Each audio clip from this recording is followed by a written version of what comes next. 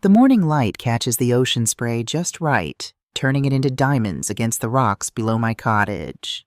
I'm 73 years old, sitting on a porch I own outright, drinking coffee from a mug that says nevertheless, she persisted. Dorothy gave it to me for my birthday last month, along with a wink and a knowing smile. 3 years ago, I couldn't have imagined this life. 3 years ago, I was living in what I believed was harmony with my son and his wife, cooking family dinners in a kitchen that smelled of pot roast and false promises. I thought I was home. I thought I was loved. I thought I was safe. I was wrong about all three. But I'm getting ahead of myself. Let me take you back to the beginning, to when I still believed that family meant something unbreakable. My husband Richard died 4 years ago. Lung cancer took him in 6 brutal months, turning the man who'd once filled rooms with his laughter into a shadow who could barely whisper. We'd had our problems, his drinking, his temper, the way he'd shut down emotionally for years, but at the end I held his hand and told him I forgave him for everything. I'm not sure he heard me. The house we'd shared for 30 years felt enormous after he was gone. Every room echoed. Every corner held memories I wasn't ready to face. I'd stand in the kitchen where I'd taught our son Alistair to make pancakes, and the silence would press against my chest until I couldn't breathe.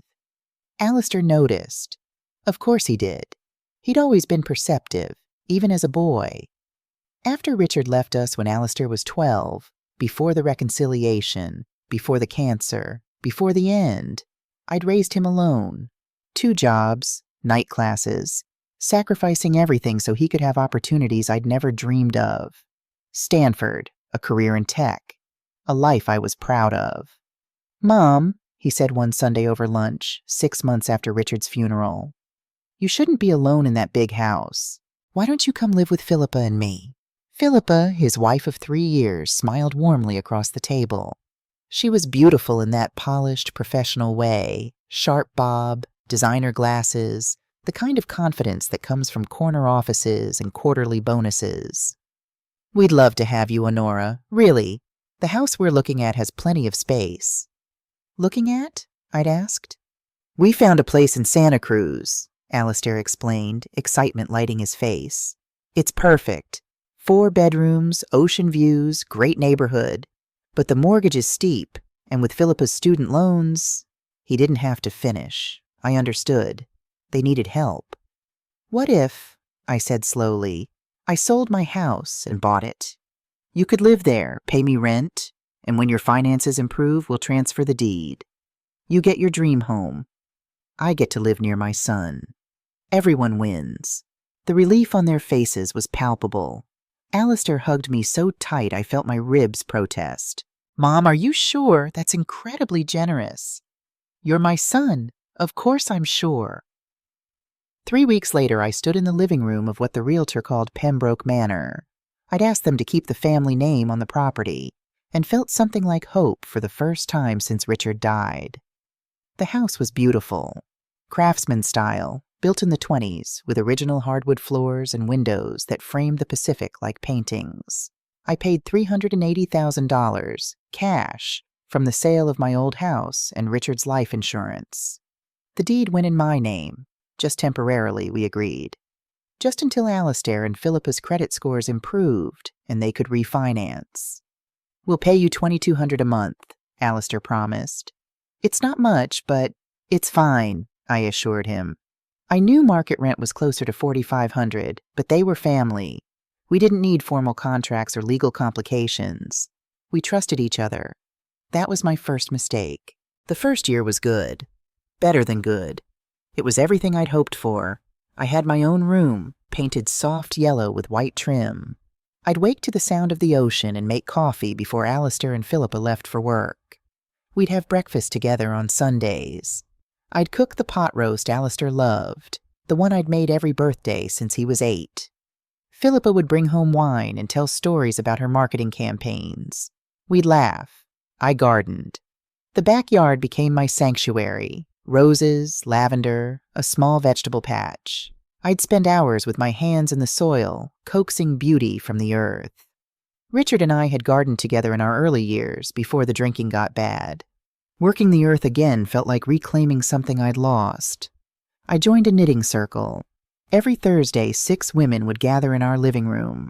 My living room, I suppose, though I never corrected anyone who called it Alistair and Philippa's place. We'd drink tea and work on blankets for the homeless shelter. Dorothy became my closest friend, a retired social worker with steel gray hair and the kind of laugh that made you want to confess your secrets. "You seem happy, Nora," she said one afternoon, using the nickname only my oldest friends knew. "I am," I told her, and meant it. But things were shifting beneath the surface. Small things. So small I told myself I was being oversensitive. Philippa started reorganizing the kitchen after I cooked. "Just putting things back in my system," she'd say, moving the spices I'd alphabetized into some arrangement only she understood. When I'd reach for the paprika, I'd find it had migrated 3 cabinets over. She'd sigh heavily when I'd ask about her day, as if my interest was an exhausting burden rather than genuine care. When I mentioned having my knitting circle over, she'd gotten quiet. "Actually, Honora, I'd prefer if your friends didn't come here. I work from home sometimes. I need my space to be mine." Mine. That word hung in the air like smoke. "Of course," I'd said, smiling to cover the sting. "We can meet at Dorothy's." Alistair had looked uncomfortable but said nothing. That became his default expression, uncomfortable but silent. The son who'd once stood up to bullies, who'd argued passionately for justice in his high school debate club, had somehow learned the art of looking away. By the second year, the temperature had dropped noticeably. Philippa stopped joining us for Sunday breakfasts, claiming she needed to go to the gym. She'd make pointed comments about the old people smell when I wore my favorite perfume, Chanel No. 5, which Richard had given me on our 10th anniversary. "Maybe try something lighter," she'd suggest, wrinkling her nose. "Something more age-appropriate." I was 69 years old. What exactly was age-appropriate supposed to mean? I started staying in my room more, reading, doing crossword puzzles, making myself small and quiet and unobtrusive. The garden became my only real refuge, but even there I'd sometimes catch Philippa watching me through the kitchen window, her expression unreadable. One day I came home from the grocery store to find her on the phone in the hallway. She didn't see me, and I wasn't trying to eavesdrop, but her voice carried. "I'm telling you, Susan, it's suffocating. I can't breathe in my own home. She's always there, always hovering, always existing." A pause. I know. Alistair thinks I'm being unreasonable, but he doesn't get it. It's not his mother who's—" She turned and saw me. Her face transformed instantly into a smile. "Hey, Susan, I'll call you back." I pretended I hadn't heard. We both pretended. The performance of family harmony continued, even as the foundation crumbled. The breaking point came on Alistair's 45th birthday. I wanted to do something special. He'd been working such long hours at his startup, some educational technology platform that was always 6 months from either breakthrough or bankruptcy. He looked exhausted, thin, older than his years. I thought a small party might lift his spirits. I didn't ask Philippa. That was my mistake. Or maybe it was intentional sabotage by my subconscious. Either way, I invited his college roommate, a few neighbors, my knitting circle. I made his favorite meal, pot roast with those crispy potatoes he'd loved since childhood, chocolate cake from scratch. I hung streamers and balloons in the living room. When Philippa came home 2 hours early, her face went white, then red. "What is this?" she asked, her voice dangerously quiet. "A birthday surprise for Alistair," I said, suddenly aware of how the room must look to her, full of people she hadn't invited, in a space she considered hers. "You did this without asking me." It wasn't a question. "I wanted to surprise both of you." "This is my house." The words came out sharp, cutting. Everyone in the room went silent. "I didn't consent to this invasion. These people," she gestured at my knitting circle, at Alistair's friends, "they have no right to be here." "Philippa, honey," I started. "Don't honey me. You're not my mother. You don't get to make decisions about my space, my home, my life." Alistair appeared in the doorway, briefcase still in hand. He took in the scene. The decorations, the guests, his wife's fury, my humiliation. "What's going on?" he asked, though he must have known. "Your mother," Philippa said, voice dripping with disdain, "threw a party in our house without asking." He looked at me. I waited for him to say something, anything, to remind her that I just wanted to celebrate his birthday, to acknowledge that this was technically my house too. "I'm sorry, everyone," he said instead. "I think we need some family time. Maybe we could reschedule?" The guests left in awkward silence. Dorothy squeezed my hand on her way out, her expression saying everything words couldn't. When they were gone, I turned to apologize, but Philippa had already disappeared into the bedroom. Alistair followed without a word to me. I cleaned up alone, taking down streamers, wrapping up the untouched pot roast, throwing away the cake. In the quiet house, I could hear their voices through the walls. "She acts like she owns the place," Philippa said. If only she'd known. I didn't sleep that night. I lay in my yellow room with its white trim and listened to the ocean and wondered when exactly I'd become a guest in my own house. When had helping my son become a prison sentence? When had love become something I had to apologize for? The answer, I realized as dawn broke, was that it had been gradual. Death by 1,000 cuts. Each small concession, each swallowed hurt, each moment of making myself smaller had led here, to a birthday party where I was the villain for celebrating my own child. Something had to change. I just didn't know that the change would come with an ultimatum I never saw coming, delivered on a Tuesday evening 3 weeks later, over a pot roast I'd spent all afternoon preparing. The pot roast was almost ready. I could smell it through the whole house, that rich, savory aroma of beef and vegetables that had always meant comfort, meant home, meant family. I'd started it at noon, letting it cook low and slow the way Alistair liked it, the way I'd made it for him since he was 8 years old and told me it was magic. I was setting the table when Philippa came home. I heard her car first, that aggressive rumble of her BMW as she pulled into the driveway too fast. Then the front door opened and closed with more force than necessary. Her heels clicked against the hardwood like gunshots. She appeared in the kitchen doorway, still in her work clothes, charcoal suit, cream blouse, hair pulled back so tight it looked painful. Her face was flushed, whether from anger or wine or both, I couldn't tell. "We need to talk," she announced, dropping her bag on the counter with a thud that made the fruit bowl rattle. "Of course, dear." I turned down the stove, wiped my hands on my apron. "What's wrong?" She crossed her arms. "I can't do this anymore." "Do what?" "This. Living with you. It's suffocating. I never have privacy. You're always here, always hovering, always making this feel like your home instead of ours." The words hit like physical blows. "Jennifer, I never meant to." "I don't care what you meant." Her eyes were cold, calculating. "Michael needs to choose. It's either you or me. One of us has to go." For a moment, I couldn't breathe. The kitchen tilted slightly, and I gripped the counter to steady myself. "You're asking my son to choose between his wife and his mother?" "I'm not asking. I'm telling. This situation ends today. Either you leave or I do. And if I leave, our marriage goes with me." I looked past her to where Alistair had appeared in the doorway. My son, my baby boy. The child I'd rocked through nightmares. The teenager I'd worked 2 jobs to put through college. The man I'd sold my home to help. "Alistair?" My voice came out barely above a whisper. He wouldn't meet my eyes. He stared at the floor, at the wall, anywhere but at me. The silence stretched between us like a chasm. "Mom, He started, stopped, cleared his throat.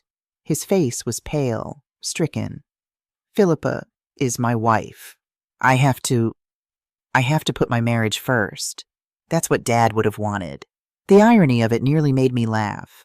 Richard, who'd abandoned us when Alistair was 12, who'd only come back years later when he was dying and needed someone to forgive him.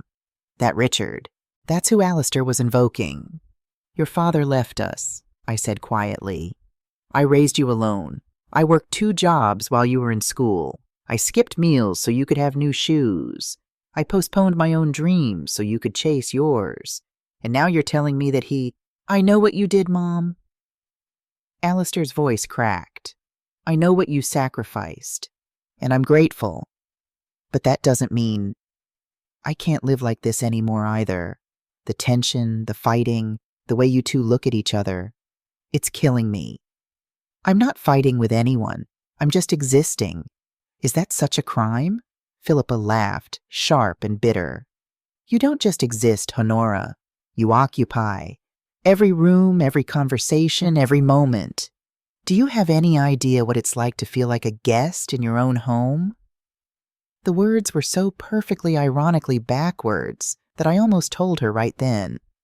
Almost pulled out the deed and showed her exactly whose home this really was. But something held me back. Some instinct for self-preservation, or maybe just shock. I've already looked at senior living communities, Philippa continued, her voice businesslike now that she'd won. There's a place called Silver Pines. Very nice. Lots of activities. They have openings. We'll help you move this weekend. Silver Pines. I knew that place. Mrs. Kowalski from church had gone there 2 years ago.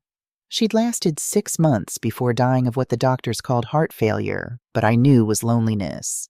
They served dinner at 4:30, locked the doors at 9, treated grown adults like children who needed managing. No, I heard myself say. Philippa blinked. Excuse me? No, I won't be going to Silver Pines. I won't be going anywhere this weekend. I straightened, feeling something cold and hard settle into my chest. But I will leave tonight. Mom, you don't have to, Alistair started. Yes, I interrupted, looking at him directly for the first time. I do. You've made your choice very clear, and I've made mine. I untied my apron, folded it carefully, placed it on the counter next to the pot roast neither of them would eat. Then I walked to my room, my yellow room with the white trim and the view of the garden I'd planted, and began to pack. It took me 4 hours to reduce 72 years of life into 2 suitcases and 3 boxes. I took my clothes, my books, my photo albums, Richard's watch, which I'd worn on a chain around my neck since he died, my grandmother's quilt, the leather folder from my desk drawer, the one with property documents I barely remembered. I left behind the curtains I'd bought, the kitchen gadgets I'd accumulated, the espresso machine I'd purchased for Alistair's birthday 2 years ago. I left the garden. Alistair came to the doorway twice while I packed.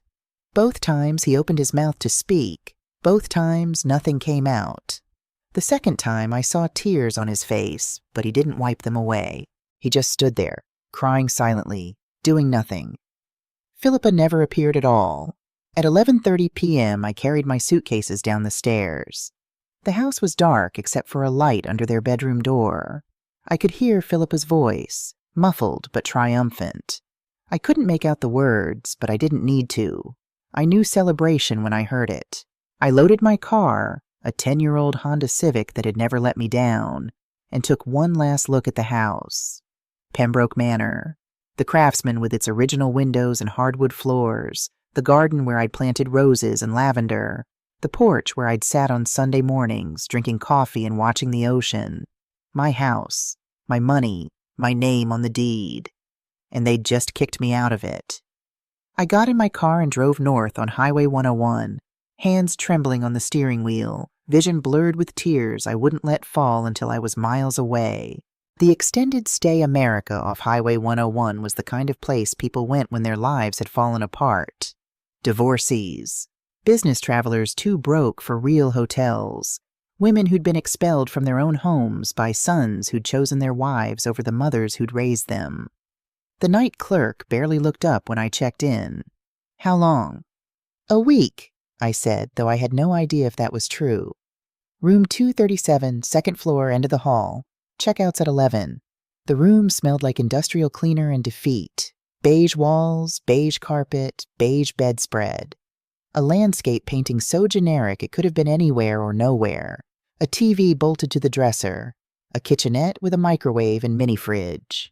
I sat on the bed, firm to the point of hardness, and stared at my suitcases. Everything I owned in the world that mattered, reduced to luggage you could carry. That's when the tears came.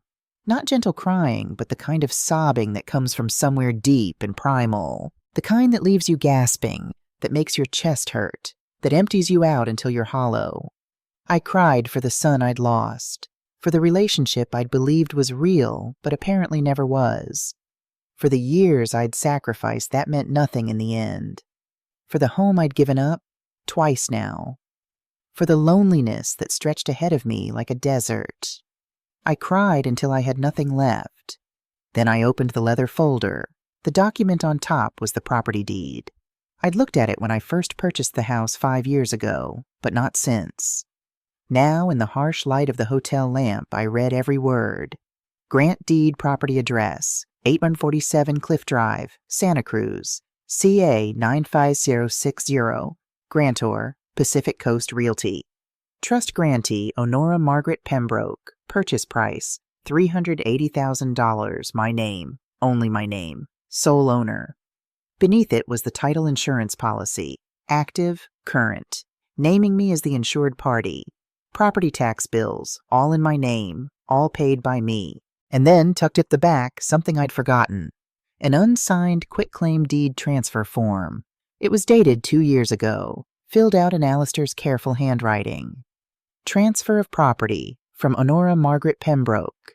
Transfer of property to Alistair James Pembroke and Philippa Rose Pembroke. Consideration, love and affection. There was a post-it note stuck to the top. Mom, sign this when you're ready. No rush. Love, A. I stared at it for a long time. Alistair had tried. He'd prepared the paperwork, had tried to formalize what we'd agreed on, and I had never signed it. Why? I'd told myself I kept forgetting, that there was always next week, next month, when things were less busy. But sitting in that hotel room at 1 a.m, I forced myself to face the truth. I hadn't signed it because part of me, some deep fearful part, knew that ownership was the only leverage I had. After Richard left, I'd learned that love wasn't enough, that promises broke, that the only security was what you could hold in your own name. And so I'd held on to the house, even as I told myself it was temporary, even as I believed we were family and such things didn't matter. Had I been manipulative? Had I unconsciously kept control because I feared being disposable? The thought made me sick. But then I remembered Philippa's face tonight, the coldness in her eyes, the way she'd issued her ultimatum with all the warmth of a landlord serving eviction papers, the way Alistair had stood there, silent, choosing her without hesitation. If I'd signed that deed 2 years ago, where would I be tonight? Still in that hotel, but with no options, no leverage, no way to fight back. They'd have the house, and I'd have nothing but the knowledge that I'd trusted people who didn't deserve it. Maybe my subconscious had been smarter than I'd given it credit for. I pulled out my laptop, thank God I'd packed it, and opened a search engine. My hands shook as I typed, Real estate attorney, Santa Cruz, California.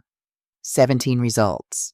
I opened each one, reading reviews, looking for someone tough but fair, someone who wouldn't be swayed by tears or family drama, someone who would see this as what it was, a property dispute with clear legal answers.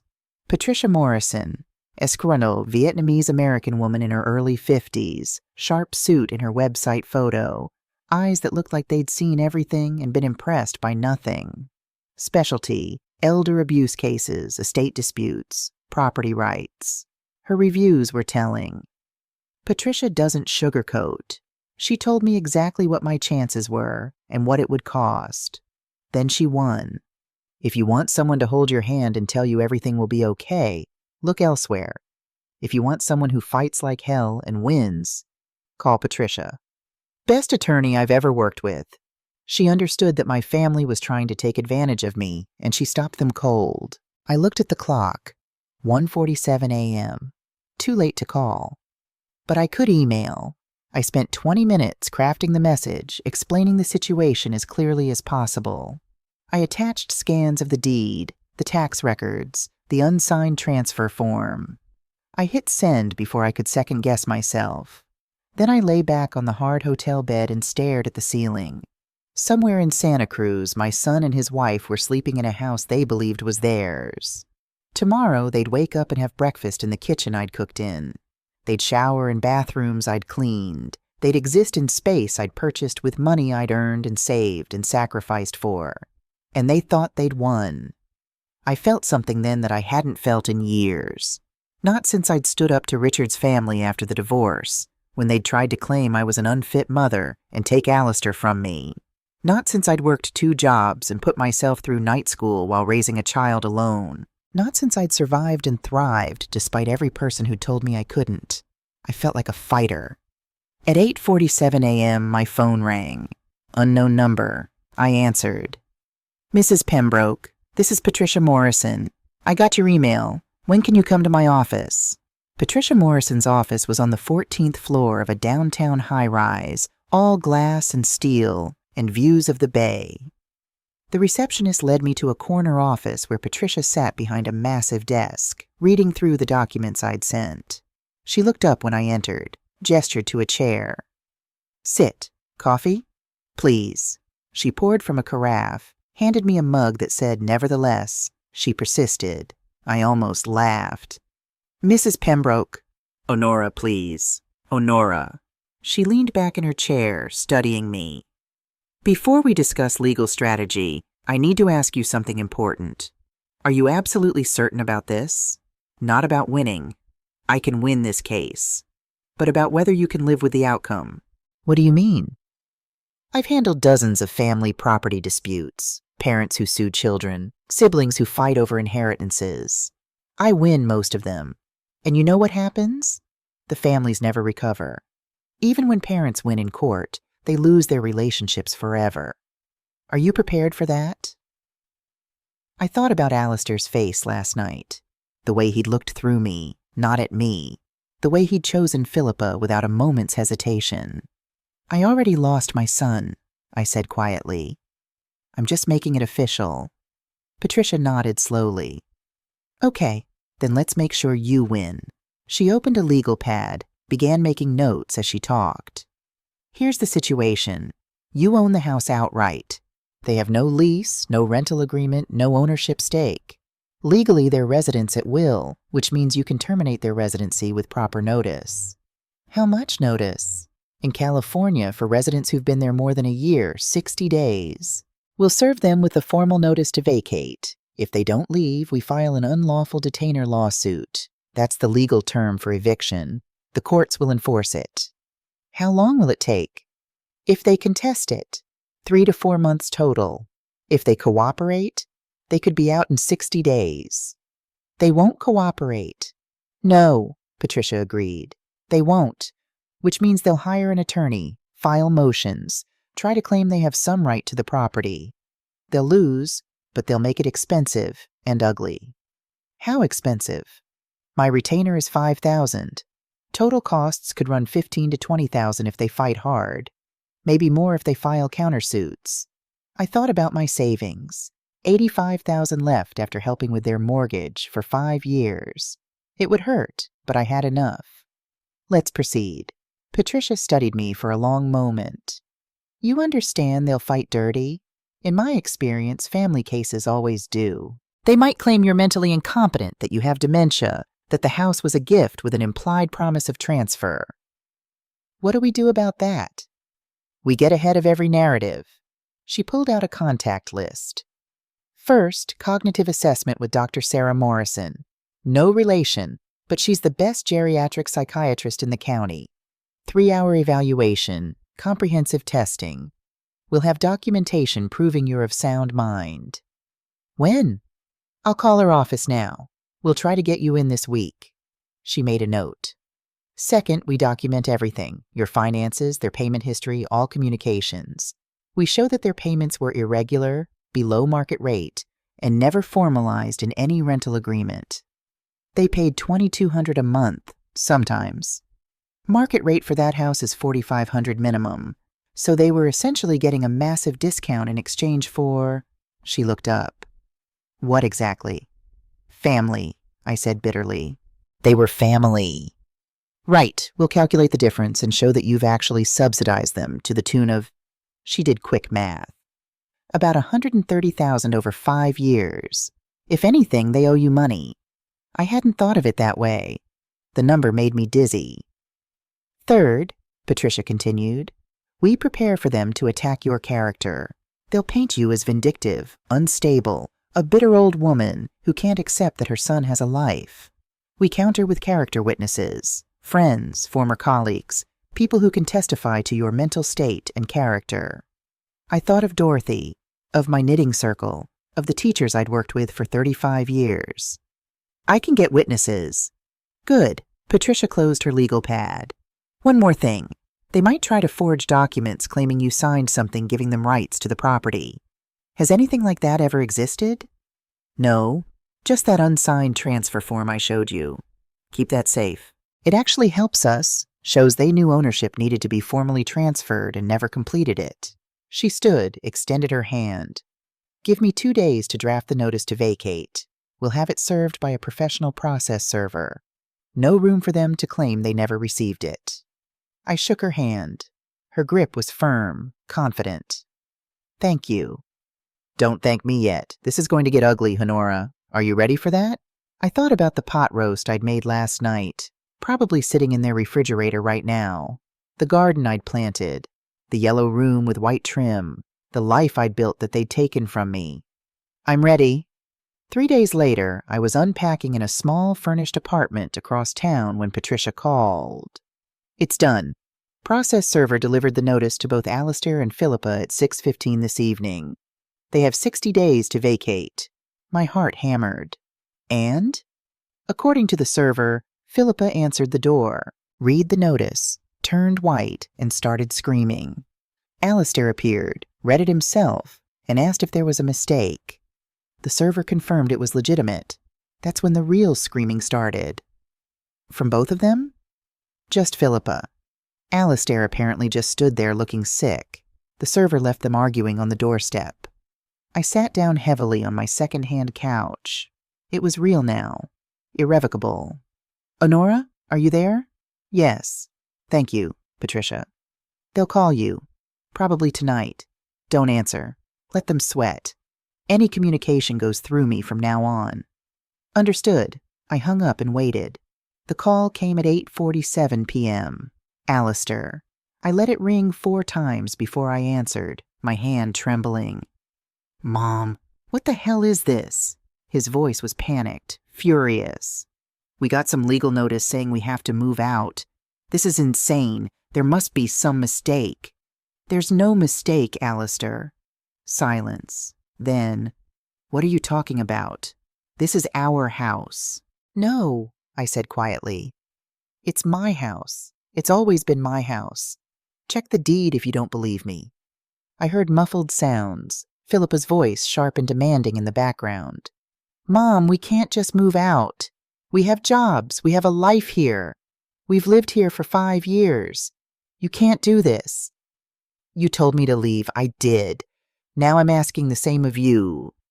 That's completely different, his voice cracked. We didn't mean this is our home. You made it very clear it wasn't mine. Philippa grabbed the phone. Margaret, this is ridiculous. You can't evict your own son. What kind of mother are you? The audacity nearly made me laugh. The kind who won't be disrespected in her own home. You gave me an ultimatum, Philippa. This is my response. This is illegal. We have rights. We've been paying the mortgage. You've been making irregular payments to the owner, me, without any formal agreement. My attorney assures me this is completely legal. You have 60 days. You bitter old... She caught herself. Fine. We'll fight this. We'll get our own lawyer. You'll regret this. I regret many things, Philippa. This isn't one of them. I hung up. My hands were shaking. Adrenaline flooded my system, making my heart race and my vision swim. But beneath the fear was something else. Something fierce and bright. Liberation. The email arrived at 11:47 p.m., 3 days after the eviction notice was served. I was lying in bed, unable to sleep, scrolling through old photos on my phone. Alistair at 8, gap-toothed and grinning in his Little League uniform. Alistair at 18, solemn in his cap and gown. Alistair at 35, his arm around Philippa on their wedding day. Both of them radiating happiness I'd believed was real. The email was from an address I didn't recognize. Email protected. The subject line read, Property dispute. Urgent. I opened it. Attached was a scanned document. My hands went cold as I read. Care and Residency Agreement. This agreement entered into on September 15, 2020, between Honora Margaret Pembroke, resident, and Alistair James Pembroke and Philippa Rose Pembroke, homeowners, establishes the following terms. 1. Resident agrees to contribute to household expenses in exchange for room and board. 2. Resident acknowledges that the property located at 847 Cliff Drive, Santa Cruz, CA 95060, is owned by homeowners. 3. Resident has no ownership stake or claim to said property. 4. This agreement may be terminated by either party with 30 days' notice. At the bottom was a signature, Honora M. Pembroke. My signature, except I had never seen this document before in my life. I zoomed in on the signature. It looked like mine, the looping H, the sharp downstroke of the P, but the more I stared, the more wrong it seemed. The M in Margaret was too rounded. The baseline was too steady. My actual signature had a slight tremor these days, arthritis making my hand shake when I held a pen for too long. They'd forged my signature.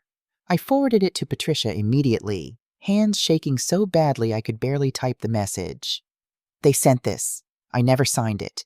Never even saw it before tonight. Her response came within 3 minutes. Don't respond to them. This is fraud. We may need to file a police report. This actually strengthens our case, shows consciousness of guilt. They knew they had no legitimate claim. I sat back against the headboard, staring at the forged document on my laptop screen. This wasn't just a family dispute anymore. This was criminal. Who were these people? The son I'd raised would never forge his mother's signature. The son I'd raised would never commit fraud.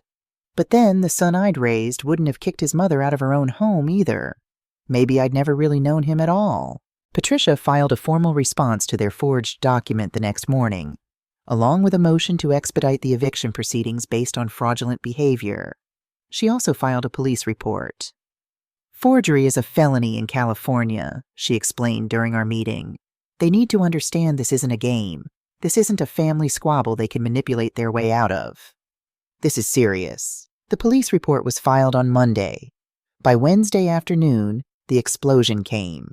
I was in my apartment trying to focus on a mystery novel Dorothy had lent me when someone began pounding on my door.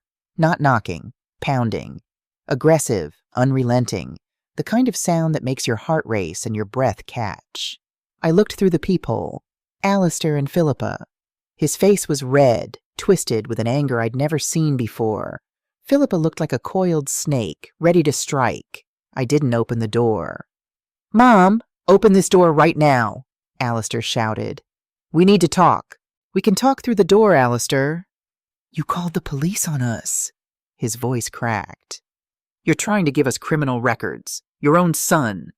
Forging my signature isn't a misunderstanding, Alistair. It's a crime." Philippa's voice, shrill and sharp. "We didn't forge anything. That document is real. You're just too senile to remember signing it." Senile. The word hung in the air like poison. So this was their strategy now. Not just that I was vindictive, but that I was mentally incompetent. Couldn't remember signing documents. Too old to manage my own affairs. "I'm calling building security," I said calmly, pulling out my phone. "You need to leave." "You're destroying our lives," Philippa screamed. "We'll lose everything. Our jobs, our reputation. And for what? Because I hurt your feelings? You gave me an ultimatum. You chose this." Alistair's voice changed, became pleading. "Mom, please, let's work this out. Come back. We can all sit down, talk like adults." Philippa didn't mean what she said. We were stressed. "Please don't do this to your own son." For a moment, just one moment, I wavered. That was my boy's voice, the one who'd called for me when he had nightmares, who'd brought me dandelions from the neighbor's yard and called them flowers, who'd told me I was the best mom in the world. Then Philippa spoke again. "If you don't drop this, we'll fight back. We'll tell everyone you're mentally unstable. We'll get doctors to testify you're not competent. We'll have you declared unfit to manage your own affairs. We'll take everything from you. The house, your savings, your freedom. You'll end up in a nursing home where you belong. The wavering stopped. Ice filled my veins. Security is on their way. Leave now or I'll add harassment to the police report.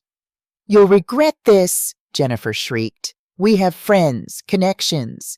We'll make sure everyone knows what kind of vindictive, cruel old woman you are. Better a cruel old woman than a doormat. Goodbye, Alistair. I heard them arguing in the hallway as they left, Philippa berating Alistair for his weak approach, for groveling to that bitch. Building security arrived minutes later. I gave them the footage from my door camera. Yes, I'd installed one the day I moved in and filed an incident report. That night, Philippa's social media campaign began. Dorothy called me at 7 a.m. the next morning. Nora, have you seen Facebook? I don't go on Facebook anymore. You need to see this. She read me Philippa's post. Heartbroken today.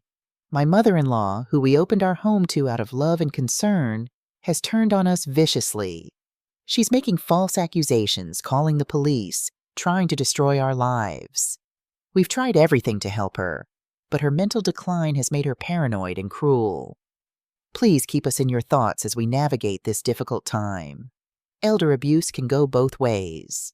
Family First Elder Care had heartbroken. The post had 63 comments already. People I'd known for years, former neighbors, expressing sympathy for Alistair and Philippa. So sad when aging parents become difficult. Dementia can make them paranoid and vindictive. You two are saints for trying as long as you did. But there were other comments, too. Dorothy had posted a fiery defense. I've known Honora Pembroke for 20 years. Her mind is sharper than mine, and I'm 10 years younger. Maybe ask why the devoted wife kicked her mother-in-law out of the house in the first place. Others from my knitting circle had chimed in.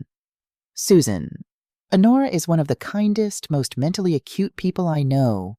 Something doesn't add up here. Agnes, interesting that Philippa doesn't mention that the house is actually in Honora's name. Convenient omission. It's working, Dorothy said. People are starting to ask questions. Not enough people. I felt sick. This was what they were doing, poisoning the well, making sure that when the truth came out, no one would believe me. They'd painted me as a confused old woman first, so anything I said could be dismissed as delusion. I called Patricia. I expected this, she said. We'll get ahead of it. I want you to see Dr. Sarah Morrison today. Emergency appointment. We'll have medical documentation proving you're of sound mind within 24 hours. Dr. Sarah Morrison's office was in a medical complex near the hospital, all soothing blues and grays. She was younger than I expected, maybe 40, with kind eyes behind wire-rimmed glasses. The evaluation took 3 hours. Memory tests. Repeat these numbers backward. Remember these 3 words and tell me them again in 5 minutes. Reasoning puzzles. If all bloops are Razzies and all Razzies are Lazzies, are all bloops definitely Lazzies? Psychological assessments. Rate your mood on a scale of 1 to 10. Do you ever have thoughts of harming yourself or others? I answered everything honestly, even when it was hard. Even when she asked about my relationship with my son, and I had to fight back tears. At the end, Dr. Morrison put down her clipboard and smiled. Mrs. Pembroke, I can tell you with absolute confidence that your cognitive function is excellent. Above average for your age group, actually. Your memory is sharp. Your reasoning is sound. Your emotional state is appropriate given the circumstances. You're dealing with a traumatic family situation in a remarkably healthy way. So I'm not senile? I tried to joke, but it came out bitter. You're not even close to senile. You're a 73-year-old woman with the cognitive function of someone 20 years younger. I'll have my full report ready by tomorrow morning, but I wanted to tell you in person. There is no evidence of dementia, cognitive decline, or any mental impairment whatsoever. I cried then. Not from sadness, but from relief. They couldn't take this from me. They couldn't paint me as crazy or incompetent. I had proof. Patricia sent a cease and desist letter that afternoon, threatening a defamation lawsuit if they continued their social media campaign. The posts came down within 2 hours. But the damage was done. The seed had been planted. Some people would always wonder if the sweet young couple had been right about the difficult old woman. I was exhausted, physically, emotionally, spiritually drained. Every sound made me jump. I'd catch myself crying at random moments, in the grocery store, in the shower, watching television. Sleep came in fits and starts, punctuated by nightmares of Alistair's face, of doors closing, of houses that disappeared when I reached for them. Patricia noticed during our phone call. "Honora, take a few days. Step back from this. Let me handle the legal proceedings. You need to rest." She was right. I booked 4 nights at a bed and breakfast in Carmel, 2 hours south. No phone calls about the case. No checking email. No social media. Just the ocean, good books, and the space to remember who I was before all of this. I needed to rebuild my strength, because I knew the real battle was still coming. The courtroom was smaller than I'd imagined. Wood paneling, fluorescent lights, and the peculiar smell of old paper and tension. Judge Martha Hendricks presided, a woman in her 60s with steel gray hair and an expression that suggested she'd seen every manipulation humanity could devise. Patricia sat beside me in her navy suit, perfectly composed. Across the aisle, Alistair and Philippa sat with their attorney, David Brennan. Philippa wore pearls and a conservative dress, playing the part of the wronged daughter-in-law. Alistair looked ill, his face gray and drawn. Behind us, Dorothy and half my knitting circle filled a row. Their presence steadied me. Judge Hendricks reviewed the documents in silence, then looked up. "This is a straightforward unlawful detainer case. Mrs. Pembroke, you're seeking to evict the defendants from property you own. Mr. Brennan, your clients contest this?" Brennan stood.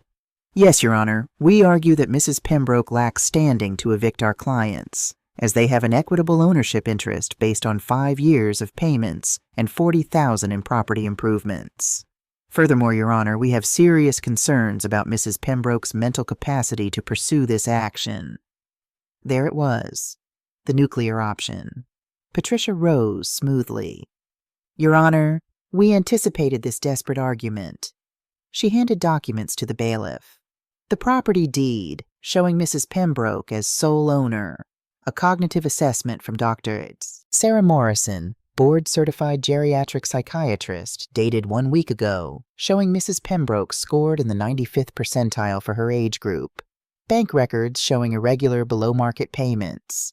And this, she presented another document. A forensic handwriting analysis of a document the defendants created, claiming Mrs. Pembroke signed away her ownership rights. The signature is a forgery, Your Honor, created after the eviction notice was served. The courtroom went silent. Brennan's face paled. "Your Honor, that's a serious accusation." "It's a serious crime," Patricia interrupted.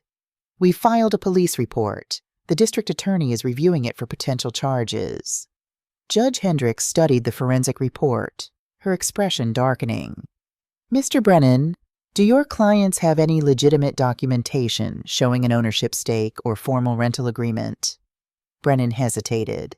"Not formal documentation, Your Honor, but years of payments and improvements create an implied—" "That's not what I asked. Do you have documentation?" "No, Your Honor."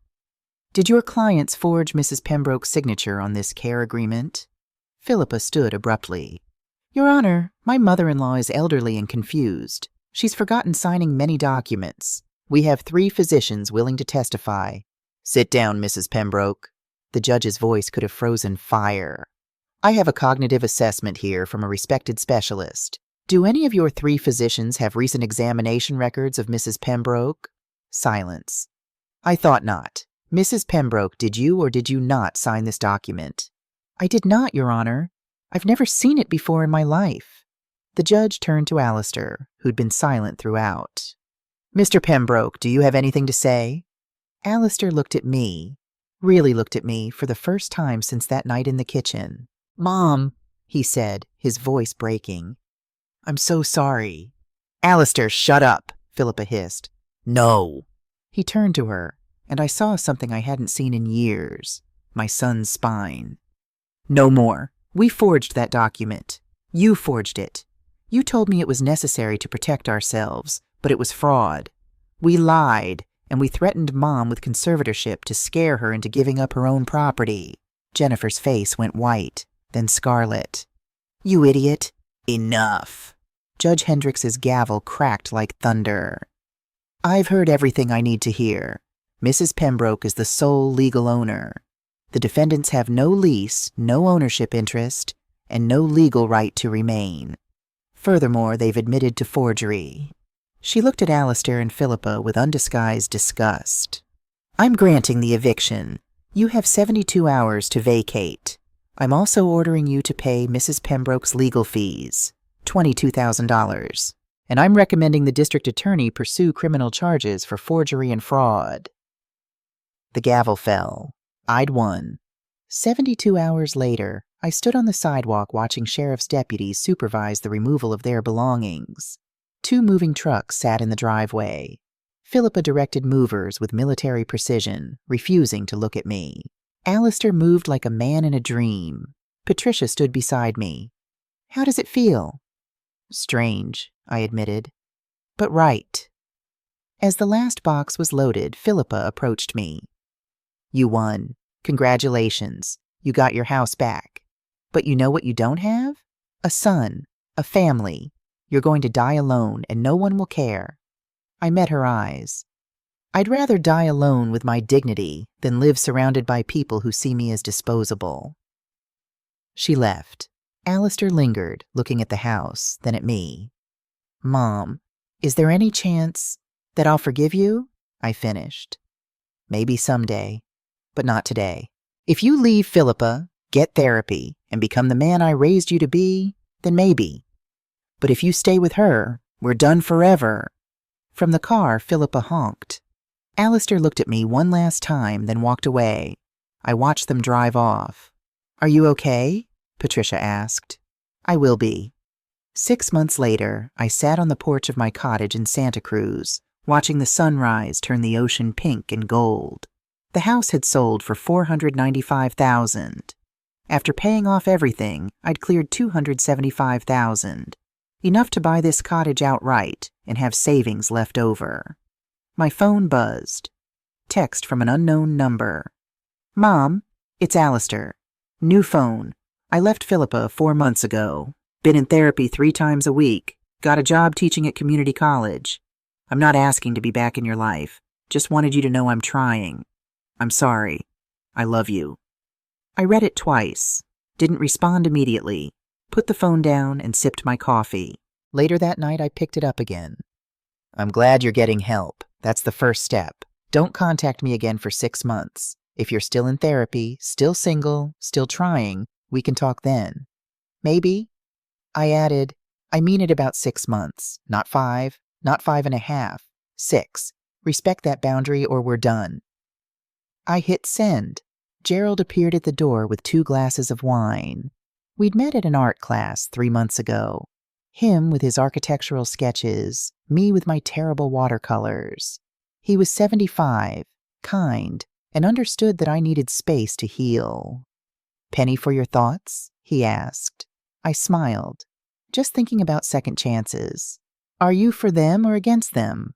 I'm for earned ones that come with work and time and proof. We toasted as the sun set over the Pacific, painting the sky in shades of forgiveness and freedom. I spent 73 years taking care of everyone else. The rest of my life was mine, and I was going to live it on my terms,